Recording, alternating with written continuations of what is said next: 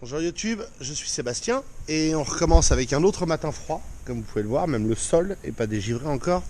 Et on a attaqué il y a un petit moment déjà puisque le plombier est passé pour changer le limiteur de pression a priori d'entrée de la maison parce que c'était un petit peu... on avait des problèmes de pression d'eau. Vous pouvez voir le volet que j'ai fait hier, donc il touche ici, hein, c'est indéniable. Donc... bref. Quand on tire, ça s'ouvre. Et donc il faut racler un peu le béton là. C'est pas grave. Ça lui fera pas de mal. De toute façon, c'est pas droit.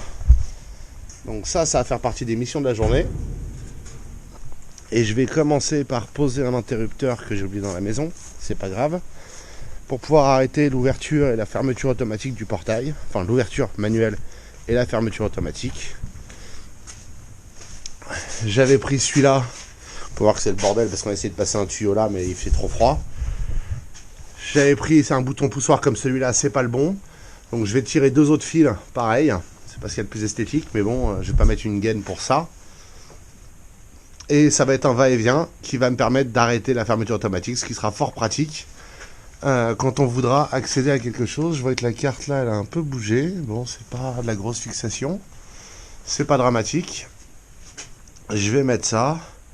Et puis je vous montrerai le résultat. Bon voilà, mon interrupteur est posé. C'est un bête interrupteur va-et-vient branché entre 1 et 2 sur le bornier. C'est-à-dire qu'au lieu du bypass, c'est l'interrupteur qui fait le bypass. Là, tout fonctionne. Vous voyez la lumière verte. Quand je l'éteins, je coupe la connexion. Donc le rouge se met à clignoter pour dire qu'il n'est pas content. Et quand je fais ça, mon bouton qui doit ouvrir le portail n'ouvre pas le portail. Si je le rebranche et que j'appuie, le portail s'ouvre. Donc voici la porte à remplacer. Vous pouvez voir qu'en bas elle a commencé à se détruire, donc elle va pas se réparer et moi je suis pas menuisier, donc il faut défaire la porte des pentures parce que même système, je vais récupérer les pentures pour pas avoir à déplacer les gonds et il y a une feuillure derrière, ce qui sera très pratique.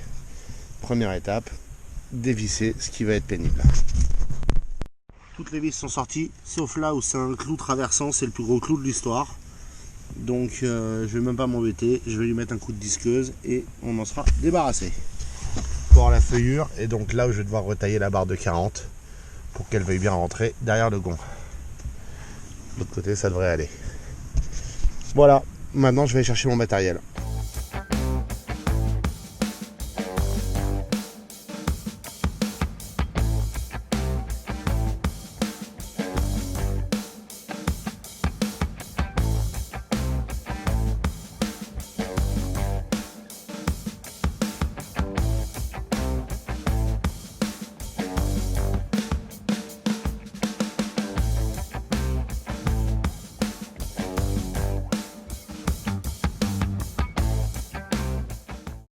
Pas parfait, mais pas trop mal.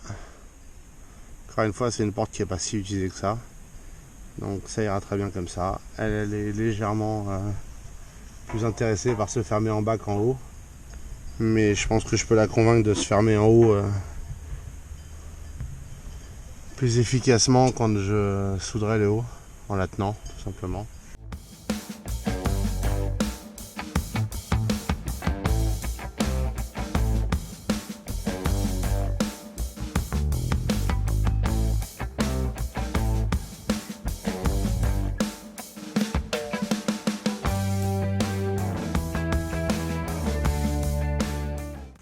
Voilà le résultat, reste à la peindre, mais on a une porte qui fonctionne.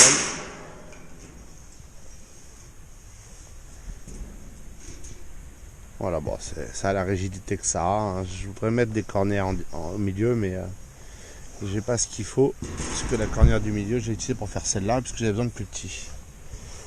Voilà, il n'y a pas de poignée extérieure, ce qui n'est pas grave.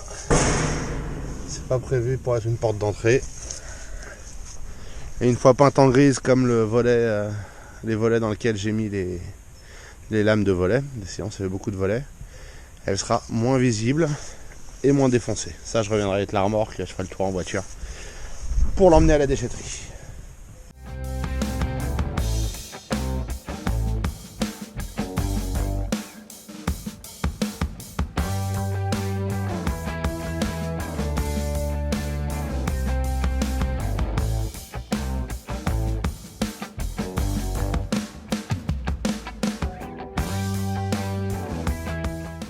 et de 2 volets terminés qui sont prêts à peindre. Probablement pas avant l'hiver, on verra. Ça dépend de la météo. Celui-là a besoin de se faire un petit peu dans le mortier, mais voilà. Je rajouterai peut-être des arrêtoirs dans le mur derrière pour l'empêcher d'aller trop loin. Le vrai problème, c'est que ces gonds et ces pentures, comme vous pouvez le voir, sont fatigués de chez Fatigué. Idem celui du haut. Donc c'est ce qui m'a embêté avec avoir retaillé le mur, en fait, c'est que ça a du jeu. Et voilà, pour finir, je me suis fait une bonne heure et demie, voire 2 heures d'enduit. J'ai mis des bandes là-haut. Ça vaut ce que ça vaut, hein, regardez, mais ça fera l'étanchéité derrière les plaintes électriques. Il faut que je mette un petit peu de mousse là-bas dans le coin pour pas que ça fuit. J'ai encore, c'est pas parfait, c'est pas fini du tout, hein, mais on avance doucement. Voilà, merci d'avoir suivi cette vidéo. La suite demain. Bonne soirée.